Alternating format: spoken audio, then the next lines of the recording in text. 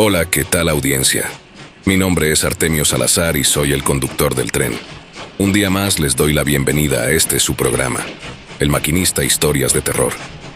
Así que prepárense un café, pónganse los audífonos y disfruten este relato.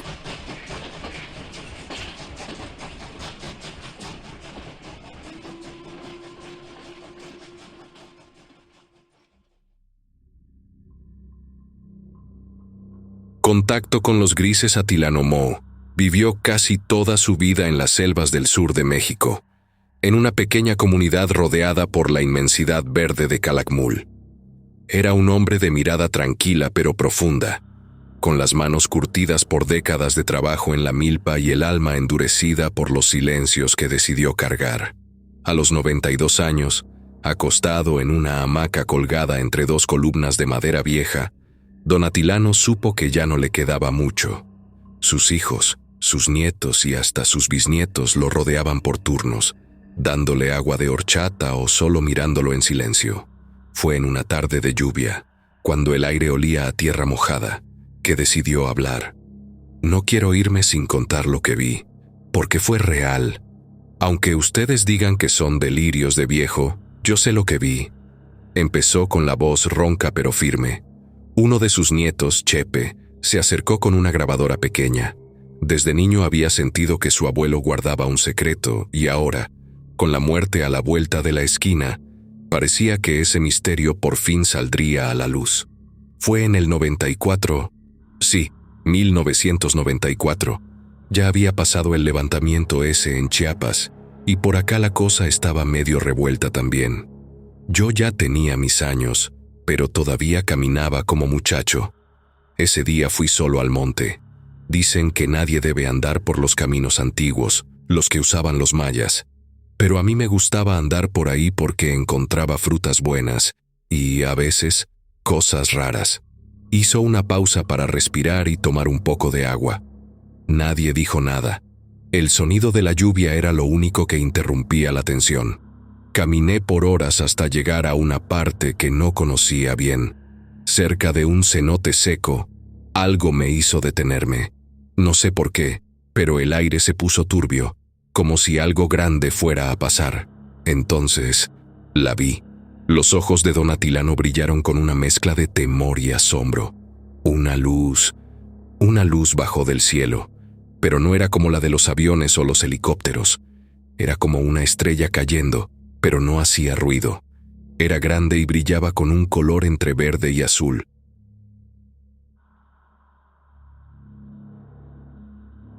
Bajó despacio, muy despacio, hasta tocar el suelo en un claro entre los árboles, y cuando se apagó la luz, allí estaba.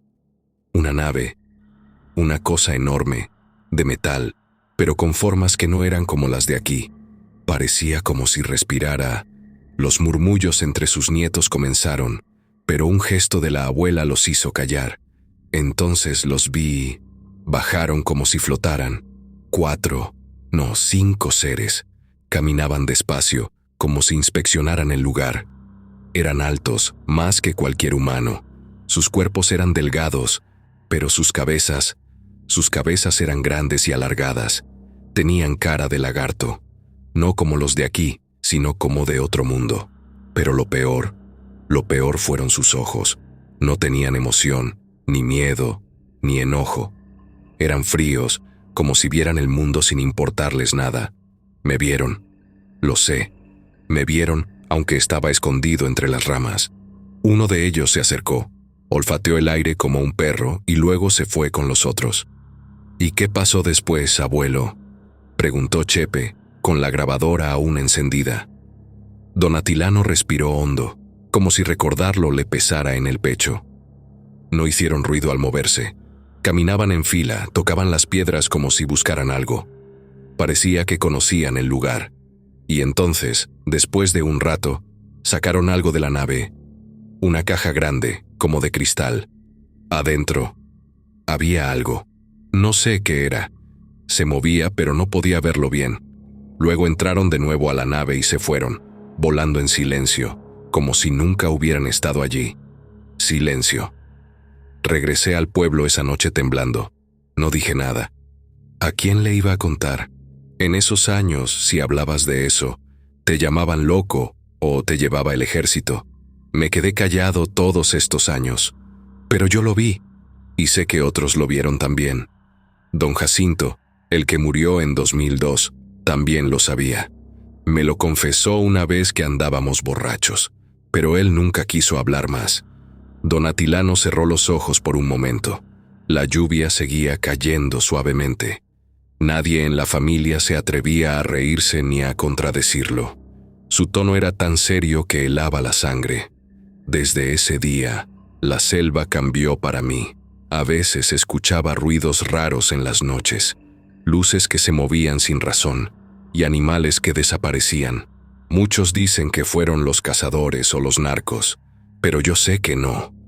Yo sé que esos seres regresaron y que siguen regresando.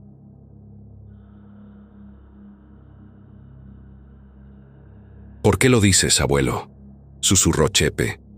Porque hace un mes, cuando fui al campo, encontré otra marca en el suelo, un círculo, quemado, exactamente igual al que vi en el 94. Y esa noche, soñé con ellos otra vez, pero esta vez, me hablaron. Un escalofrío recorrió la habitación. Don Atilano ya no parecía un anciano frágil. En sus ojos había un miedo ancestral, de esos que vienen desde los tiempos más antiguos. Nadie se atrevió a interrumpirlo. Me dijeron que el tiempo está cerca, que la llave se abrirá pronto. No sé qué significa, pero quiero que ustedes lo sepan. No me lo inventé, no fue fiebre ni locura. Algo está pasando en Calakmul, y no somos los únicos que vivimos aquí. Después de la muerte de don Atilano Mu, la familia guardó luto con respeto, pero el eco de su última confesión no se desvaneció. Chepe, su nieto, empezó a mirar la selva de otra forma. Todo parecía tener un doble significado. Los aullidos en la noche, las luces lejanas sobre el dosel, incluso el silencio. Sobre todo, el silencio. La grabación con el testimonio de don Atilano dormía en una caja de madera, escondida entre las ropas del abuelo. Chepe, por respeto, no quiso volver a oírla de inmediato, pero lo haría más adelante. En el pueblo, al sur del ejido Espujil, todos conocían a Darío Schul, un joven de 19 años, flaco, de cabello duro como zacate y con una risa que contagiaba. Trabajaba en el campo, ayudaba a su madre y soñaba, como muchos, con cruzar a Estados Unidos de mojado. Desde hacía meses decía que quería irse con un primo lejano que vivía en Houston, pero una madrugada, Darío desapareció. Lo último que se supo de él fue que salió a revisar unas trampas de armadillo cerca del cenote viejo, el mismo lugar donde don Atilano dijo haber visto la nave.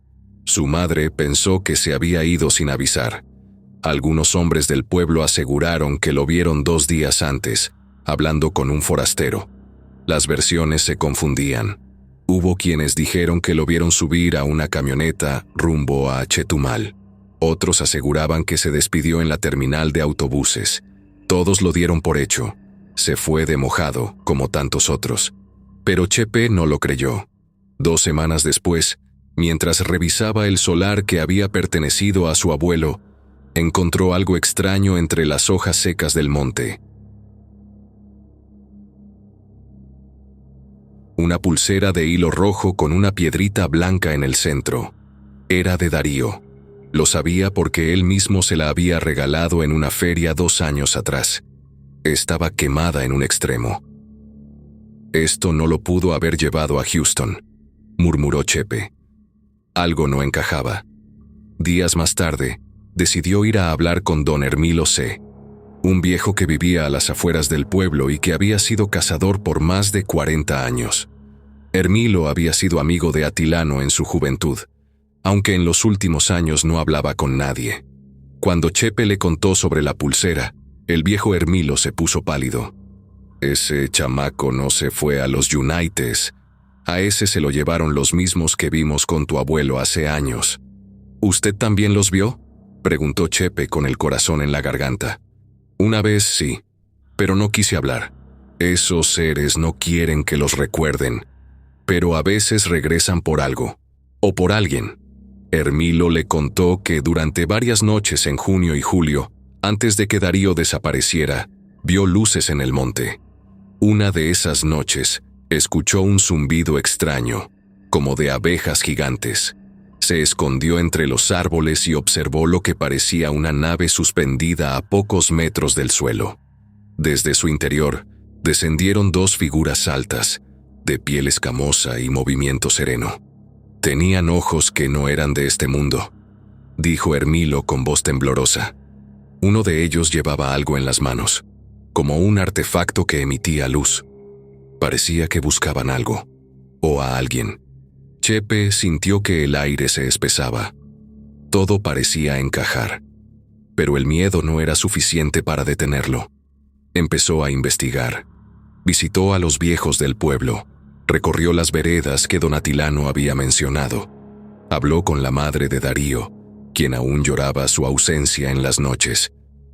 «Él no se fue, mijo», le dijo, sosteniéndose en la puerta. «Siempre me dijo que me avisaría. Nunca se iría sin darme un beso. Yo sé que algo le pasó en el monte. Lo sé como madre». Chepe comenzó a llevar una libreta de apuntes. Anotaba cada detalle, nombres, fechas, lugares, hasta sus sueños. Una noche, cansado de buscar respuestas en las palabras, se internó en la selva. Fue hasta el cenote viejo, el mismo donde su abuelo había presenciado el descenso de la nave. Allí encontró las piedras quemadas, dispuestas en un patrón circular. En el centro había una marca en la tierra, una figura semejante a un ojo con pupila vertical. No era natural. No podía serlo. Esa noche durmió mal. Al amanecer, cuando regresó al pueblo, vio que otro joven había desaparecido. Su nombre era Marcos Q., 17 años, amigo cercano de Darío. Fue visto por última vez en la misma zona del monte. Esta vez, hubo quienes sí vieron una luz blanca en la madrugada, pero prefirieron callar. El pánico comenzó a cundir. La gente decía que era el narco. Otros culpaban a los brujos del monte. Pero la madre de Darío sabía la verdad. «Esos no son hombres», dijo una noche a Chepe entre lágrimas. «Se lo llevaron porque era especial. Lo sabían. Y ahora vienen por más». Un día Chepe escuchó un rumor. En una comunidad vecina, un anciano había hablado sobre los vigías del cielo, seres que cuidaban portales antiguos escondidos en las ciudades mayas. Según él, Calakmul no solo era ruina, sino un lugar marcado, un sitio donde el velo entre este mundo y otros más antiguos se debilitaba. Fue entonces cuando Chepe volvió a escuchar la grabación de su abuelo. En un fragmento que antes no había notado, don Atilano dice: «La caja de cristal no llevaba un objeto, llevaba un cuerpo. Era joven. Estaba dormido o muerto, pero era uno de nosotros. ¿Y si Darío no fue el primero? ¿Y si ya se lo habían llevado desde antes, sin que lo supieran?» Chepe comprendió algo que le heló el alma. Aquellos seres no eran visitantes, eran recolectores, y la selva era su territorio de caza.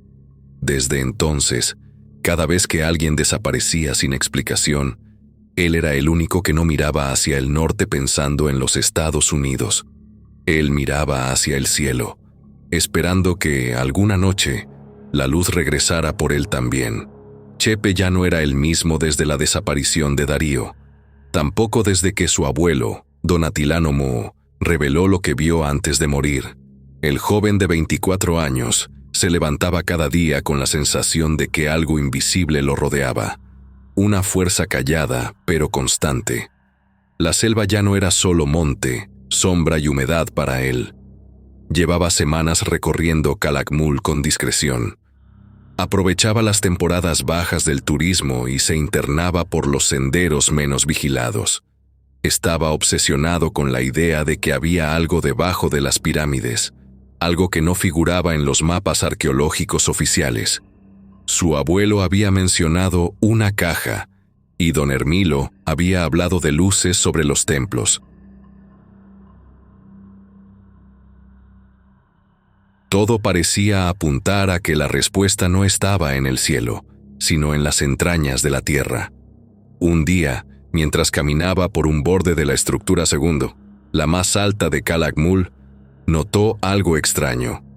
Parte de la vegetación en la base sur estaba cortada de forma artificial, no como cuando se despejan los caminos para los turistas, sino con precisión quirúrgica, como si alguien quisiera ocultar algo.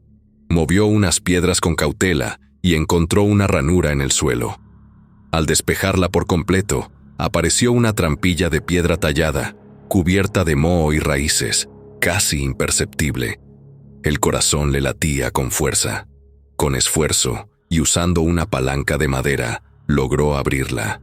Un túnel descendía en espiral, húmedo y angosto. Sacó una linterna de mano, ajustó su mochila y bajó. Los escalones eran de piedra caliza y estaban resbalosos. El aire olía a humedad, pero también a algo más, algo químico, metálico, desconocido. Después de unos 20 metros de descenso, el túnel desembocó en una cámara amplia. Las paredes estaban cubiertas de inscripciones que no eran mayas, no completamente. Algunas parecían jeroglíficos deformados, mientras que otras tenían símbolos imposibles de clasificar. Había formas geométricas, ojos repetidos, espirales que parecían moverse aunque eran solo piedra. Pero lo peor vino después. En el centro de la cámara, iluminado por su linterna, Chepe vio varias estructuras verticales parecidas a sarcófagos, de una especie de cristal oscuro con vetas internas que brillaban débilmente, como si pulsaran. Dentro de ellos, cuerpos humanos. Eran 4, todos desnudos, suspendidos en una sustancia viscosa, amarillenta, espesa como la miel. Tenían los ojos cerrados, pero lo más aterrador era su estado. No estaban descompuestos, a pesar de llevar quién sabe cuántos años allí. Parecían dormidos, aunque sus torsos tenían cortes quirúrgicos, como si les hubieran extraído órganos. El abdomen de uno de ellos estaba abierto, pero sin sangre. Dentro no había vísceras, solo vacío y una película gelatinosa que recubría el interior. Chepe retrocedió. El estómago se le revolvía. Uno de los cuerpos tenía una cicatriz sobre la ceja izquierda. Era Darío. El grito que salió de su garganta quedó atrapado en las paredes de la cámara.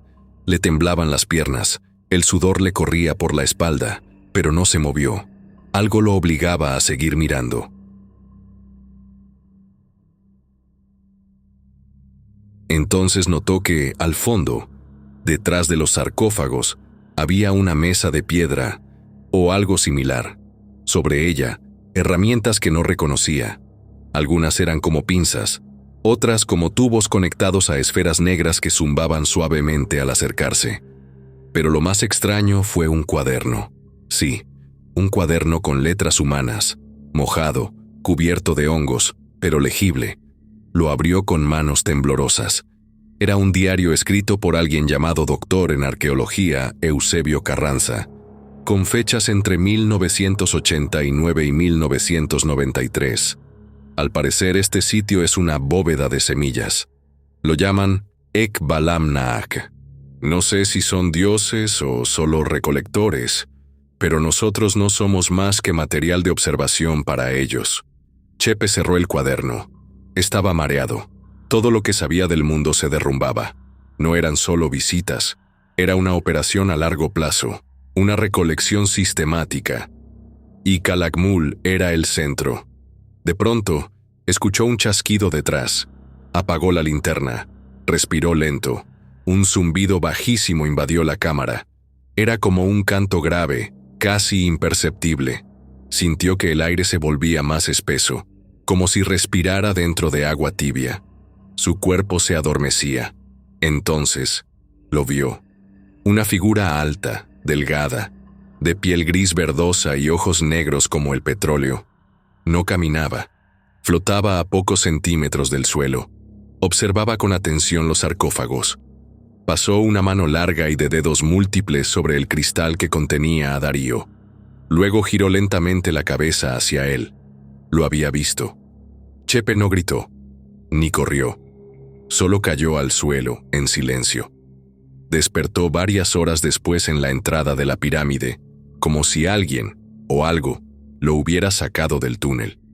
No tenía su linterna ni el cuaderno, pero sí algo en el bolsillo que no había llevado.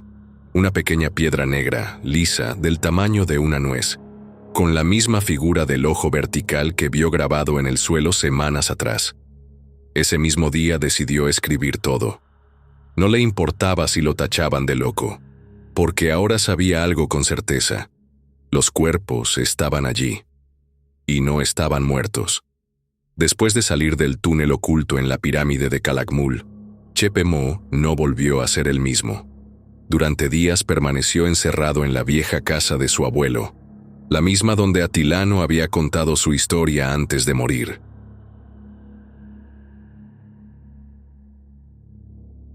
En la habitación donde colgaba una hamaca deshilachada y las paredes conservaban todavía el aroma a humedad y tabaco, Chepe escribió como un poseso. Tenía que dejarlo todo por escrito. Sabía que no podía confiar en nadie más. Cada página que llenaba estaba cargada de detalles.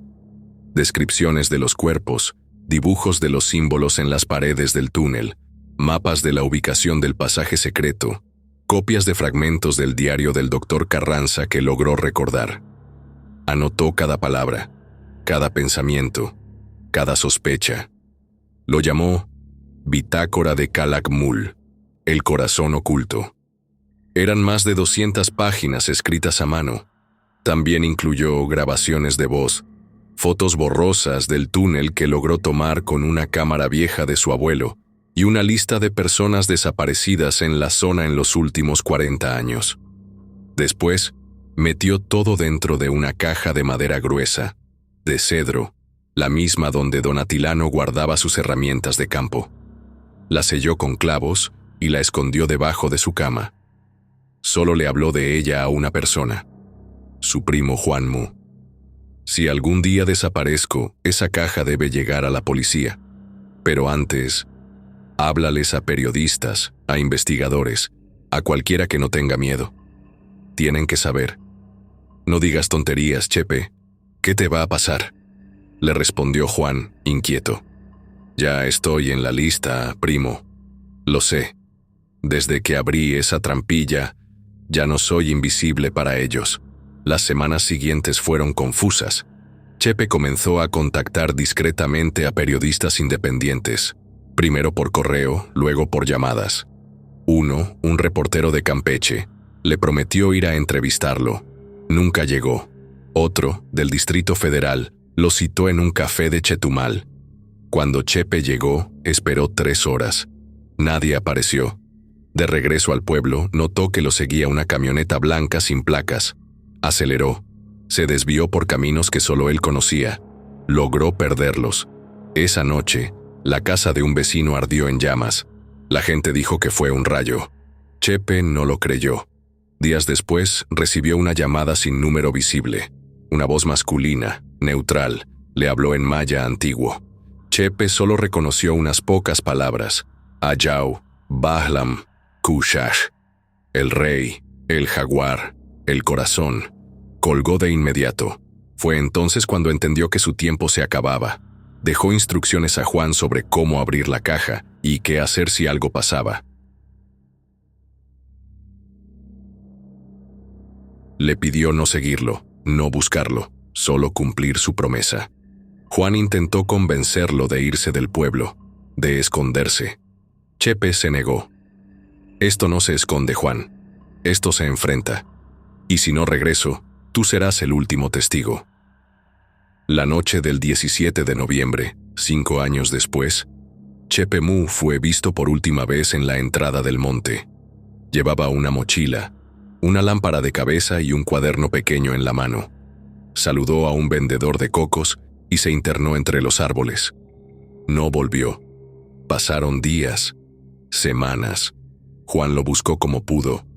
Fue al monte, habló con los guardias del INAH, con los lugareños. Nadie lo había visto. Algunos dijeron que lo escucharon cerca del cenote viejo. Otros juraron ver una luz blanca sobre la cima de la pirámide esa misma noche. Juan sabía lo que debía hacer.